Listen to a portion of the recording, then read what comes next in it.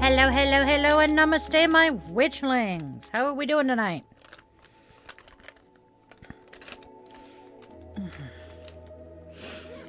I need to pare down my lipsticks. Hello, how are we doing today? All right. We are celebrating extra strength Tylenol. Hells yes. All right. Hello and namaste, witchlings. I am so glad you're all here.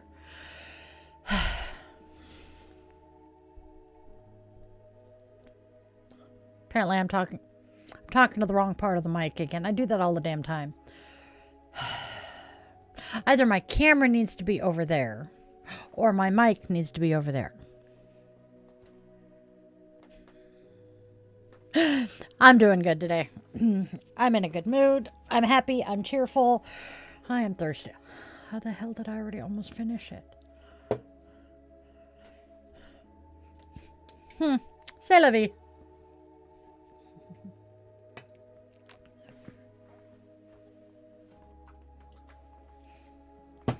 Liquid refreshment is good. All right.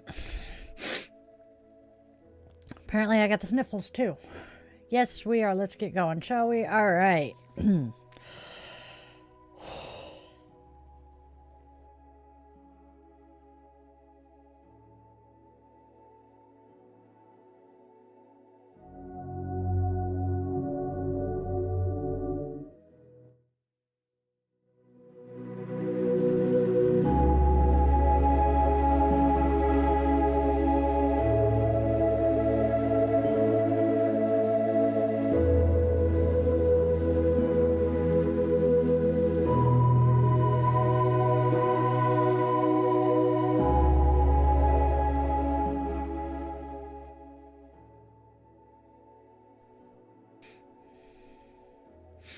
Hello, namaste, welcome, my witchlings. I am so glad you're here. All right. Before we do anything else, take a breath with me. Not a deep breath, not a cleansing breath, not a breath meant to fix your posture, calm your nervous system, or prove that you're doing this right. Just a breath you don't have to perform. Let it arrive however it arrives. Let it leave when it's ready. And this space right here, right now, is the cauldron. So take a breath.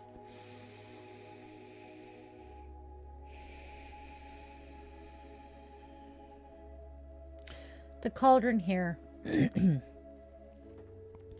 is not a place of urgency. It's not a place of productivity or polish. It's where we bring what's already burning in us and set it down gently enough that it doesn't scorch everything it touches.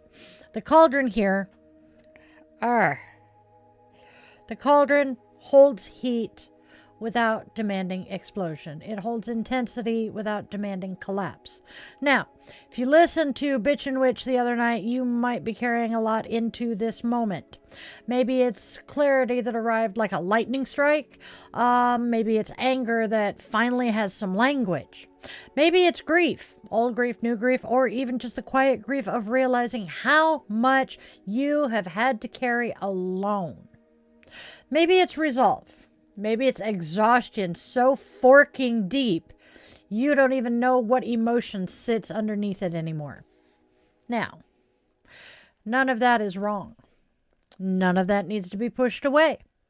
None of that needs to be worked through tonight.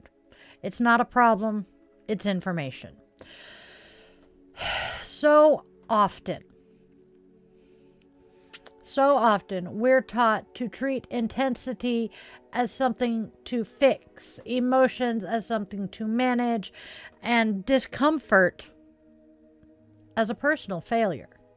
The cauldron doesn't operate that way. Here, we listen first. We witness. We allow meaning to emerge instead of forcing conclusions. And tonight, we are not here to fix a bloody thing. We are not here to optimize, transcend, or bypass. We are here to tend. To tend means to stay present without urgency, to notice without judgment, and to care without controlling the outcome. Our word for this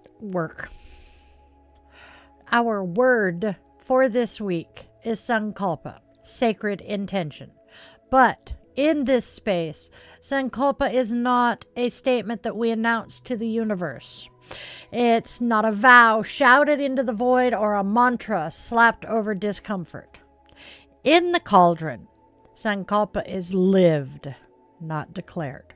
It's practiced slowly, quietly, and imperfectly, like feeding a fire one careful piece of wood at a time. Yeah, don't throw the whole log on and hope for the best. No. You notice the heat, you notice the airflow, and you adjust. You stay close enough to feel it, but not so close that you burden yourself trying to prove devotion. Tonight, your only job is to be honest about what you're bringing into the cauldron. No edits, no spiritual gloss, no performance. Let what is here be here. We'll listen together. We'll tend together. And we'll let Sankalpa take shape, not as an idea, but as a way of staying.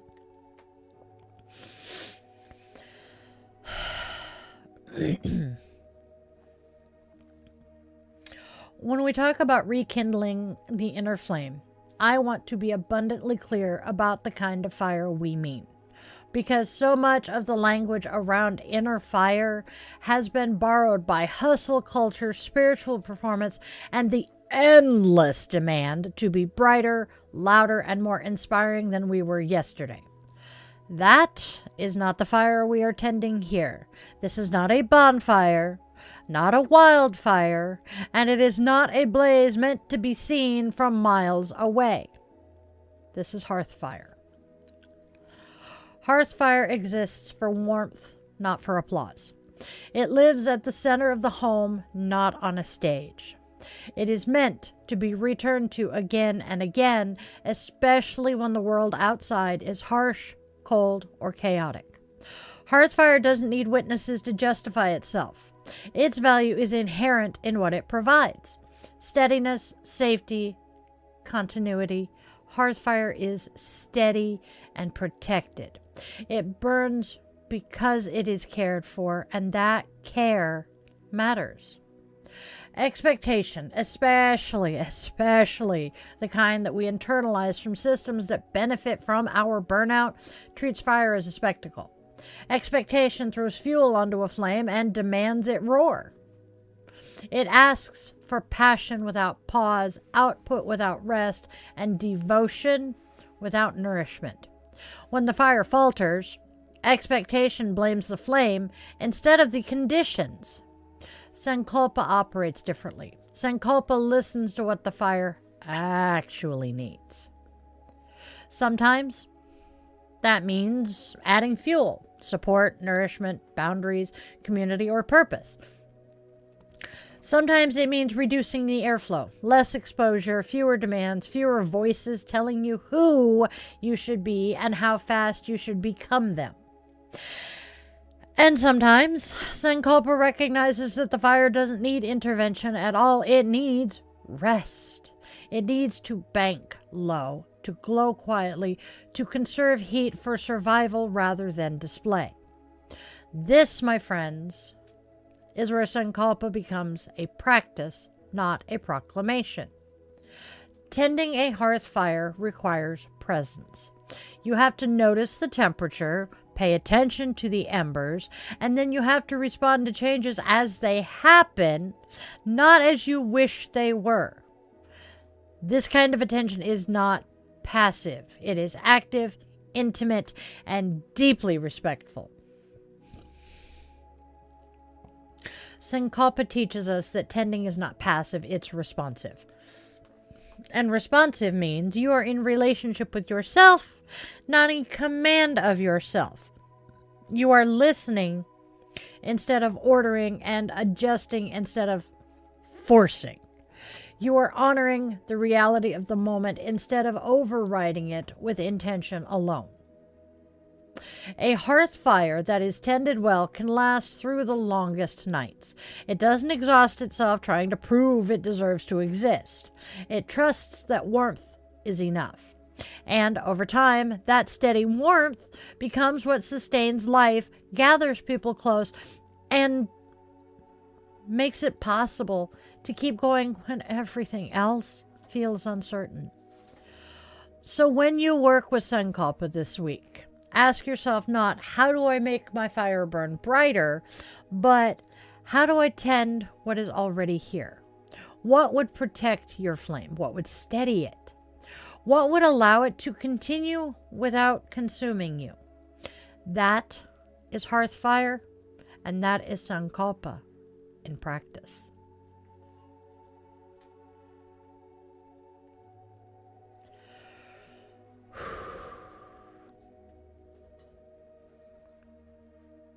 My notes just jumped around on me. I'm having fun here. All right, y'all. Bring your awareness into your body now. Not to analyze anything, not to diagnose anything, or to figure out what it means or how to improve it. Just notice it. Let your attention settle gently the way steam settles back into water. Your body, this wonderful meat sack that drags us around everywhere, is not a machine. It's not a productivity tool. It is not a resource to be optimized, hacked, or pushed past its own wisdom. Your body is a vessel, and like any vessel, it has limits, not as a failure, but simply as a form of integrity. Limits are what allow a vessel to hold something without breaking. They are what make containment possible. Without limits, nothing can be carried safely. Expectation asks the body to override those limits. It tells the body to perform through pain, to stay functional through exhaustion, to be calm when it is alarmed, and pleasant when overwhelmed. Expectation treats sensation as an obstacle and rest as a reward that must be earned. That is something that has always befuddled me. Why do you have to earn rest? I digress. Sankalpa asks something very, very different. Sankalpa asks the body what it needs to remain intact. So we begin with awareness, not correction. As I smack my bottle of water. Notice your body as it is right now. Where do you feel warmth? Maybe it's in your chest, belly, hands, face. Maybe it's subtle, like a low ember rather than a flame. Let that warmth be there without amplifying it or questioning it. Where do you feel tightness? Maybe your jaw, your shoulders, hips, lower back. Again, notice without trying to fix. Tightness is often the body's way of holding what has not yet been released safely. It's not something to fight. Just a thought. Where does your energy feel low or guarded? Perhaps there's a place that feels heavy or numb or distant or even shut down. Guarding is a form of intelligence. It means something has been protected. You do not need to force it open. There is no need yet to change anything. In the Cauldron, awareness comes before action. Always. Before we add fuel, before we adjust airflow, before we decide what needs healing or movement or rest. The body as Cauldron holds heat, emotion, memory, and meaning all at once. It processes experience slowly through sensation rather than logic. When we rush to change the body without listening to it, we disrupt that process. When we listen first, we allow integration to begin. This is not a scan to find out what is wrong. This is an invitation to recognize what is present. Your body is already responding to your life. It's already adapted, compensated, survived, and learned. Sankalpa honors that history. It doesn't demand the body become something else in order to be worthy of care. So, let your body be a vessel tonight, not something you drive, manage, or correct, but something you inhabit. Notice. Breathe naturally. Stay curious without pressure. We will tend the fire. We will listen for what is needed. But first, my friends, we allow the cauldron to reveal what it is already holding.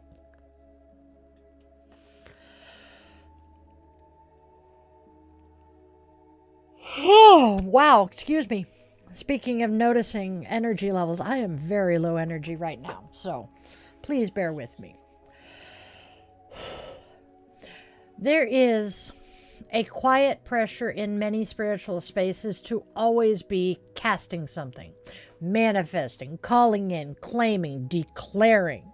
Even rest gets turned into a ritual with an outcome attached. Healing becomes a project with milestones and metrics. If you're not actively summoning, transmuting, or optimizing your reality, it can start to feel like you're falling behind, spiritually speaking. But Sankalpa is not spellcasting for control. It is spellcasting for alignment. Spellcasting culture, as it often shows up now, treats magic like leverage. The spell is supposed to bend reality toward a desired result. The clearer the demand, the stronger the will, the faster the outcome. At least that's the story we're sold, right? When it works, yes, it feels empowering. When it doesn't, well, the blame quietly and very rapidly shifts back onto the practitioner. You didn't believe hard enough. You didn't visualize clearly enough. You didn't want it badly enough. Sankalpa refuses that bargain. A Sankalpa does not say, "This must happen." It says, "This is how I will move regardless of the outcome." That distinction matters. When magic is rooted in control, it puts the nervous system on high alert. Oh, never fun. It teaches us to scan constantly for signs of success or failure. It turns every delay into doubt and every obstacle into self-blame. And over time, that kind of magic doesn't expand our power. It drains it. Magic that demands results burns witches out. Magic that honors limits sustains them. Sankalpa ain't passive, but it is ethical. Sorry. Sorry, the man behind the curtain is in my ear and just asked one of the dogs what they're doing, and I'm like, I don't want to know. Sorry about that all. Alright, back to what I was talking about. Sankalpa is not passive, but it is ethical. It draws a clear boundary between what you are responsible for and what you are not. You are responsible for your choices, your patterns, and your participation. You are not responsible, my friend, for controlling other people, forcing timing, or guaranteeing outcomes. This is where Sankalpa becomes deeply subversive. Instead of asking, how do I make this shit happen? Sankalpa asks, how do I stay in integrity as this unfolds? Instead of gripping the future, it anchors you in the present. Instead of pouring energy into constant spell work, it focuses energy into consistency, restraint, and relationship. Sankalpa is the magic of staying with your body instead of overriding it, staying with your values instead of abandoning them under pressure, and staying within your capacity instead of borrowing energy from tomorrow and calling it devotion. That just makes you run out of spoons twice as fast. This kind of magic doesn't always look dramatic. It doesn't always feel powerful in the moment, but it builds something far more enduring than a single result. Trust. Trust in yourself, in your rhythms, and that you can remain aligned even when outcomes are uncertain. Sankalpa does not replace spells. It reframes them. If you do cast, you cast from relationship, not desperation, from clarity instead of control, from a grounded understanding that magic is not about forcing the world to comply. It's about choosing who you are while you meet it. That, my friends, that is sustainable magic. And that is Sankalpa at work.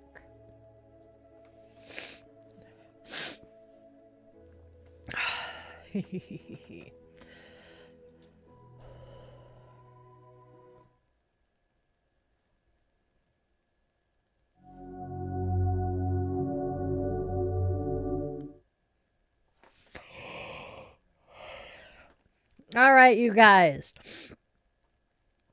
If you're enjoying our podcast here and you'd like to take just a little teeny tiny step deeper into our coven, consider clicking on the join button and becoming a member of this channel. There are some amazing perks for all of my witchlings, with levels starting at just a single solitary $1 a month.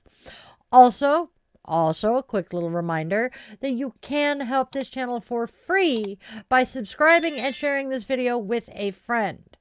I love you guys so very much, and I appreciate all your support. Thank you so very much for tuning in. All right, back to the show.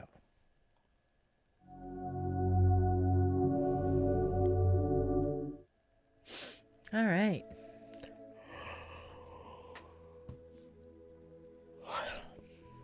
I am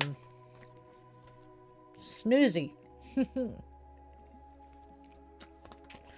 All right, my witchlings. So, care is not what you do once. Everything is else. Blah, blah, blah, blah, blah. My tongue just dripped over my eye teeth. Try this again. Care is not what you do once everything else is handled. It is not something you squeeze in after the work is done, the needs are met, and the messages are answered, and the world has taken its share.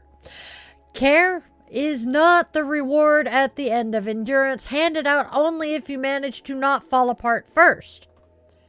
Care is a practice, and like any real practice, it requires repetition, permission, and flexibility. It asks to be returned to again and again, not perfected once and then checked off a list. A practice adapts to the day you're actually having and not the one you wish you were strong enough to handle. In the Cauldron, we reject the idea that care has to be earned. Yeah, we really do. We reject the idea that care has to be justified. We reject the idea that care must be optimized, aesthetic, or impressive. Care does not exist to be witnessed or approved. It exists to sustain life. So much of what we do, I am getting sniffly now. So much of what passes for self-care in dominant culture is honestly performance. It's care that looks good from the outside, but still demands productivity on the inside. Rest that must be efficient. healing that must be visible, nourishment that still comes with rules, metrics, and guilt. Sankalpa invites us to step out of that trap. Care can be quiet, it can be boring, and it can definitely look like doing less instead of more. Care can look like going to bed earlier without turning it into a personal failing. It can look like canceling plans without providing a morally acceptable explanation. It can look like repeating the same simple support every day because it works, not because it's exciting or transformative. I'm sniffling. It's one of those if it ain't broke, don't fix it kinds of things. When care is a practice, it becomes relational. You listen, you respond, you adjust. You do not abandon the practice because one day it doesn't feel magical. You stay with it because it keeps you intact. Now, this is where Sankalpa anchors into lived reality. It does not ask, what kind of care should I be doing? It asks, what kind of care actually keeps me whole? Not what looks good on social media, not what sounds spiritual when you say it out loud, not what proves you're committed to growth. What works? What reduces harm, increases capacity, and allows you to show up again tomorrow without resentment or, God forbid, depletion. Sometimes the most radical care is choosing not to push through it. Sometimes it's choosing consistency over intensity.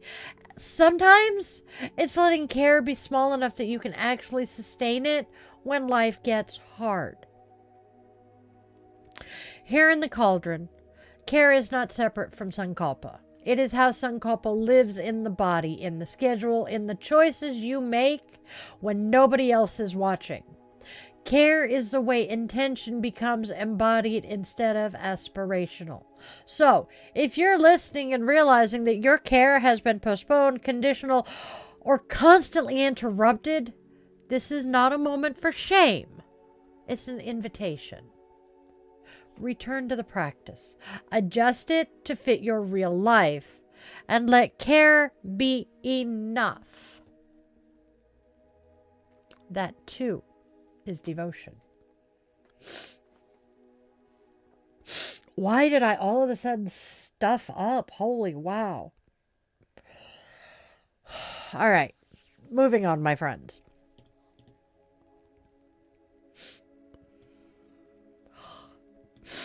Oh, I'm so sorry. All right. If it feels safe to do so, imagine a small flame in front of you. Not dramatic or ceremonial, not symbolic in any grand abstract way, just real.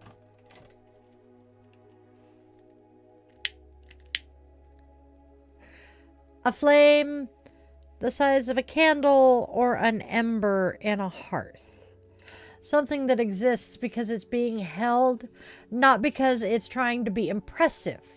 Let it be close enough to feel its warmth, but not so close that it demands your attention or effort. And now, without trying to interpret or explain, ask yourself, not with your mind, but with your body, what does this flame need tonight? Don't search for the right answer. Don't scan for something poetic or wise, because this is not a test. It's a listening. You might receive a word, something simple like rest, water, space, quiet, boundary, or time. You might receive a sensation, a softening or a heaviness, a warmth spreading. A place in your body that asks to be noticed rather than fixed. Maybe you receive an image, a hand shielding the flame from wind, a log placed gently beside it, a flame banking low for the night instead of burning bright. You might not receive anything at all. All responses are valid here.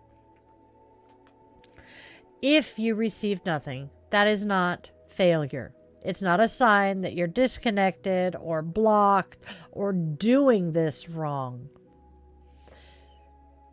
It may simply mean that rest is the medicine that the system is quieting rather than communicating. Silence can be a form of wisdom. Sankalpa does not rush answers. It trusts that what needs to be known will arrive when there's enough safety to receive it. If something does come, however small, let it be enough. You don't need to build a plan around it. You don't need to promise yourself you'll act on it perfectly. Just acknowledge it. Let your body register that it has been heard. This is the ritual, not the visualization, not the insight, but the act of listening without demand. Tending the flame means respecting its rhythms. It means recognizing that not every moment calls for action. Sometimes tending looks like protection. Sometimes it looks like restraint. And sometimes it looks like letting the fire sleep. If it feels supportive right now, you might place a hand on your body, on your chest, your belly, your thigh, anywhere that feels grounding. Let that contact remind you that you are here, that you are held, and that you do not have to generate more energy to be worthy of care. Take another natural breath. Let the image of the flame soften or fade, trusting that it continues to burn whether you're watching it or not. The flame does not depend on your vigilance. It depends on relationship. Sankalpa lives in that relationship. And now, when you're ready, gently return your attention back to this space, carrying nothing more than the knowing that tending begins with listening, and listening is already enough.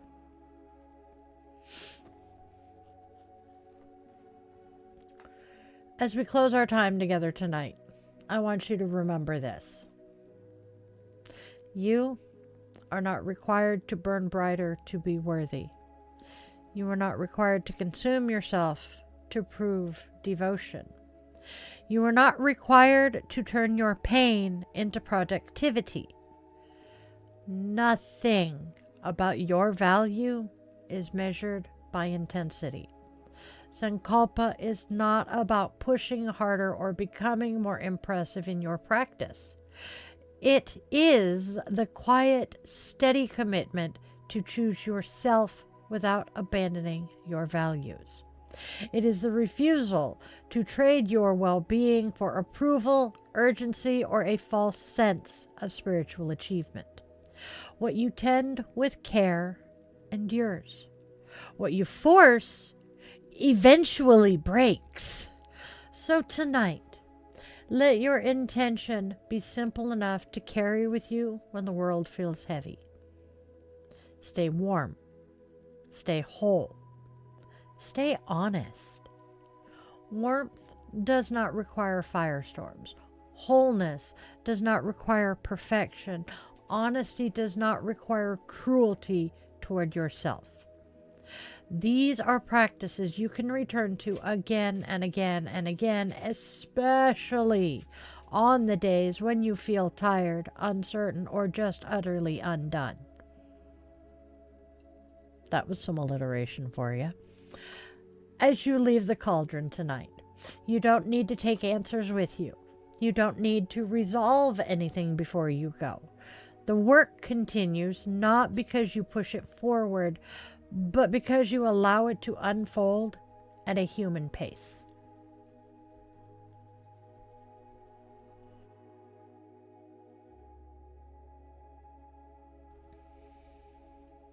Trust that what you have tended tonight has been received. The fire will still be there tomorrow, steady, waiting, and willing to be cared for. Go gently, my witchlings.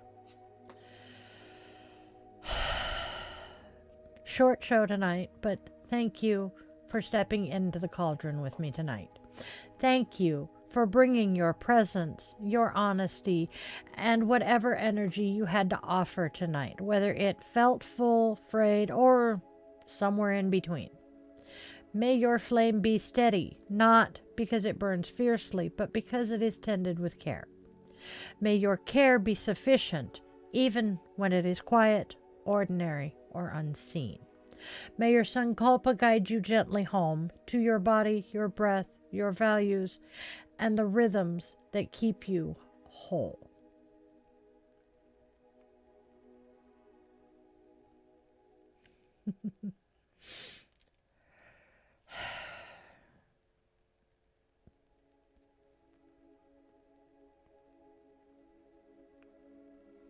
You do not need to rush the path ahead. You do not need to carry more than what belongs to you. Let what was tended here settle slowly, doing its work in its own time. And now, my loves, let's go out and spread love, spread joy, and spread kindness. There is already so much darkness in this world. Please, let each of us choose to be steady lights for those finding their way through it. Make sure your loved ones know in all their forms, 2 legs, 4 legs, wings, fur, scales, paws, and claws, that they matter very much to you. Time moves a whole lot faster than any of us realize, and those chances to say I love you are not ever, ever guaranteed. And if you take only one thing away from everything we do here, always remember, you are loved. You are wanted. You are needed. And there's a reason you're here, even if you don't know what it is yet. I was 45 before I figured mine out. I love you guys. Namaste, Witchlings.